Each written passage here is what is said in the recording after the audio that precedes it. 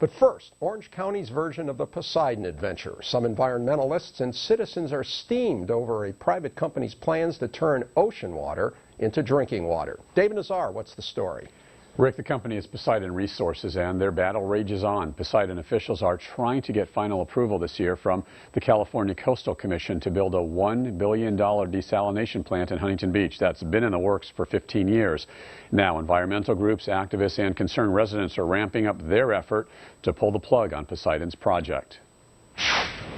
If you've ever driven Pacific Coast Highway in Huntington Beach, you've seen this. The old steam generating plant just south of the pier, once operated by SoCal Edison and now owned by AES. Now a developer and financier of water projects wants to build a desalination plant behind the power plant where these old oil tanks sit. The company is Poseidon Resources. This is one of about 20 power plants along the coast of California that uses seawater as part of the electrical generating process. We're co-locating here so we can reuse those industrial facilities and reuse industrial water. Once the water flows through the power plant, is discharged back out to the ocean, we can treat that water so it's high quality drinking water, and we can send it throughout Orange County. Shawn Dewane with the nonprofit group Desal supports the project and says the location out here is the perfect site for the new plant. Well, the fact of the matter is that importing water from the Colorado River and the Sacramento River Delta uses a tremendous amount of energy. About 30% of all electricity in California is used to import and transport water alone. In this case, we're transporting the water a very short distance, a mile offshore, onto this plant. We're going to create drinking water and serve it to the local community. So the offset of energy use is tremendous. That's absurd. You know, this company has lied so many times. We can't believe anything they say. Former Huntington Beach Mayor Debbie Cook is a staunch opponent of the project. Cook says she's concerned about who's going to ultimately pick up the tab for the new desal plant. You cannot make a business case for this project. They are asking us to pay the complete cost of constructing it, basically, by taking these take-or-pay contracts. And they can't sell this without a take-or-pay contract. And we assume the complete risk of this project failing. The taxpayers are on the hook for this project, 100%. Cook says there's a reason why Poseidon is pushing the project to every local water district, trying to encourage them to get on board. They're going to sell bonds that will pay for the construction of this project, but the taxpayer is on the hook for buying the water. So they will produce X number, 50 million gallons of water per day, and we have to buy that water whether they produce it or not. This project is harmful not only to the environment but to our economy, because the cost of water is so much more expensive than imported water or the groundwater that we get from our aquifer. That's not correct. Over the last 20 years, imported water in Orange County has escalated on an annual basis by 6.4%. If that historical annual escalation in cost continues, ratepayers will save hundreds of millions of dollars as a result of building the seawater desalination plant. But at what cost, says Heimstra. Heimstra is an environmentalist with OC Coastkeeper, an organization dedicated to preserving, protecting, and restoring the marine environment coastal watersheds. They must not have read the environmental impact report for their project, so it details very specific environmental damage that's going to occur. Using the calculations from their environmental impact report, over 500 halibut a year, when you take into account the larvae, not actual halibut, but over 500 halibut a year are going to be taken out by this plant alone.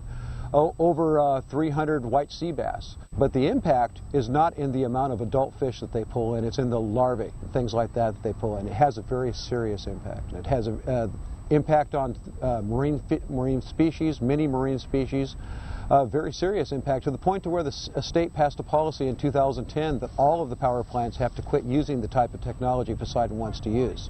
In this case, no, there's not going to be any damage to the sea life, the wildlife out in the middle of the Pacific Ocean just off the shore here. Despite Poseidon's claims, Cook and Heimstra and other opponents of the project say they're on a mission to stop the company dead in the water before it gets to the Coastal Commission for approval. They're going to the various water agencies that Poseidon is trying to get support from and making a lot of noise. In addition, the activists are meeting with community organizations, chambers of commerce, and canvassing neighborhoods trying to drum up opposition. There's really no need. That's the biggest thing, is there's no need for this water at all. It's really just a scam. Well, the Pacific Ocean is the largest repository of water on Earth, and so if we can tap into that for drinking water, why not? Okay, so Poseidon says its final major hurdle is getting a development permit from the California Coastal Commission, and Rick, Poseidon says it expects to receive that final approval by the end of this year, which means groundbreaking on the desal plant could begin by the middle of next year. Okay, David, bottom line, if this plant happens, are water rates going to go up or down? Well, look, no one disputes that at least initially the desal water will cost more than imported water. Debbie Cook, of course, says that means that, of course, rates will increase. In fact, she says there's not a single example from anywhere in the world where rates have declined with ocean desal. And in Australia, by the way, they've even tripled or quadrupled. Now, Poseidon's own estimate is that bills will increase anywhere from about, let's say, $5 to $7 a month, so roughly 10% in the first year. However, Poseidon says if the cost of imported water continues on its current trend line, well, that will surpass the price of desal water less than halfway through the 30-year life of the project. So Poseidon claims that ratepayers will wind up saving millions of dollars. Okay, all righty. Well, anyway, David, also the water districts. I know Poseidon's trying to sign up these water districts. Which ones are on board and which ones aren't?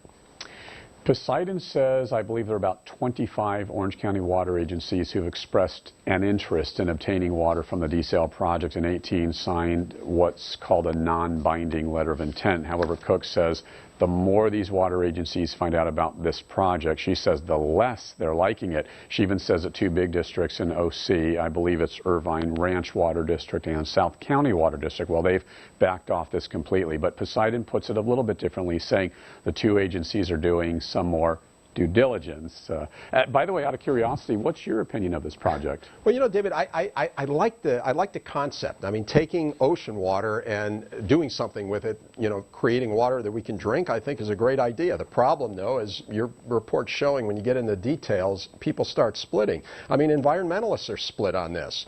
And, it's almost like pick your fish. What do you like more? Do you like the halibut, who some of the opponents say will be endangered? Or how about the Delta smelt? If you're using less fresh water, the Bay Delta is being protected, and so the Delta smelt's being protected. So it's kind of pick your fish. And as far as these cities, this is interesting. As Debbie pointed out, they're getting the 30-year contracts they're going to be locked into. If rates continue to go up, they'll look great, and they'll be getting what will someday be a cheaper source of water. On the other hand, it's like oil. You never know what's going to happen. What if the rates flatten out? If you don't get that trend line, then these communities are going to be stuck with these contracts. And I'll tell you, a 10% increase from the get-go is going to be kind of politically difficult. So I think it's kind of, it's going to be, I think it's a close call whether you're an environmentalist or a city deciding what to do here. So anyway, thanks, David. And now, joining me to discuss the NFL, beach pits, and more, famed sports agent